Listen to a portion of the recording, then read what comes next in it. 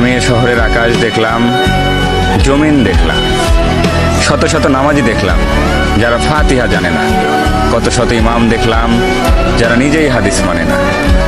আমি এমন খাঁটি মুসলিমও দেখেছি যারা যৌতুকের টাকায় বিলাসিতা খুঁজে নেয়। আমি তোমার এমন ভক্তও দেখেছি যারা নিজের অসুস্থ বাবাকে বাসায় রেখে পীরের পায়ে তেল দেয়। এ শহরের কত কিছুর সাক্ষী আমি। আমি কি মাফ পাবো? যে কপাল তৈরি হয়েছিল সিজদার জন্য, সে কপালে আজও দাগ পড়েনি। তার জবাবে কি বলবো? এমনও ফজর যায়, জহর আসে, আসর পেরিয়ে মাগরিব ভাসে। আমি আজ বলতেই পারবো না এশা কাকে বলে। যে দেহ একদিন নিজের বিরুদ্ধে সাক্ষ্য দেবে, সে দেহ আজ অন্য কেউ নিয়ন্ত্রণ করে। তাই আমি জানি না আমি ক্ষমা পাওয়ার যোগ্য কিনা। তবে পৃথিবীর সর্বশ্রেষ্ঠ গ্রন্থ কোরআন বলেছে, তোমার রহমতের তুলনায় আমার এ পাপ কিচ্ছু নয়।